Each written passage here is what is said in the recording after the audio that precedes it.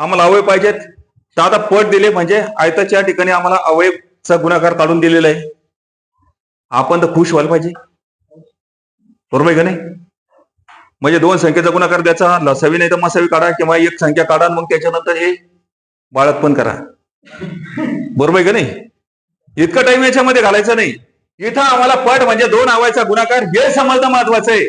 हे समजल्यानंतरच त्या ठिकाणी पुढचं गणित समजतंय. मी काय म्हणलो सांग बरं बा,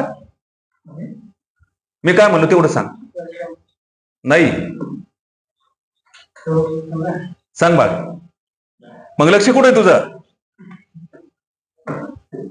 जिंदा लाच काय कामाची? अहो असं येतं, समजत नसन, समजा माझा आवाज समजत नसन, बोलणं समजत नसन किंवा वाचत असताना समजत नसल, ती एक जिंदा लाच आहे का नाही? भलेही सुरुवातीला काही येऊ का नाही हो, पण जाणून घ्यायचे प्रयत्न केला पाहिजे. समजो का ना समजो, पण डायरेक्ट तो हद्दपार आहे समजण्यापासून. अरे बाबा डोळ्यात लक्ष दे, डोळ्यामध्ये 80% पॉवर असते, ऐकण्यामध्ये कानामध्ये 20% पॉवर असते. बघण्यामध्ये 80 आणि ऐकण्यामध्ये 20, किती झाले 100. सुरुवातीला मला माहिती आहे खडक डायरेक्ट फुटत नाही, त्याला होल पाडावं लागतं, त्याच्यामध्ये बारूद भरावं लागतं आणि त्याच्यानंतर आग लावावं लागते, तेव्हा त्या ठिकाणी स्फोट होतो. हे तर कमीत कमी समजणं महत्वाचं का नाही? खडक कसा फोडायचा विहिरीमध्ये खडक कसा फोडायचा किंवा त्या ठिकाणी रोड बनवताना खडक कसा फोडायचा ही पहिली गोष्ट समजून घ्या. तुम्हाला जमतंय, तुम्हाला येतंय. स्वतःला बधीर समजू नका, निर्बुद्ध समजू नका. तुम्ही हुशार आहे, कारण तुमच्याकडे सगळे ज्ञानेंद्रिय आहे. असं एखाद्या ज्ञानेंद्रियापासून कोणी वंचित आहे का याच्यामध्ये?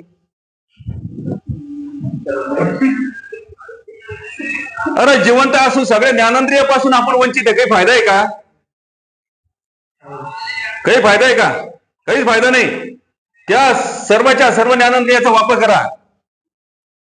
वापर नाही केला कुजून जाईल, गंजून जाईल. मातीशी संपर्क आला आणि पाण्याशी संपर्क आला, त्या ठिकाणी काय होतं? लोखंडाचा नियम आहे का नाही, विज्ञानाचा नियम. तर लोखंड गंजल्यामुळे त्याचं वजन कमी होतं का नाही? कशाला वजन कमी करता रे? वजन वाढवा ना, त्याला स्वच्छ ठेवा.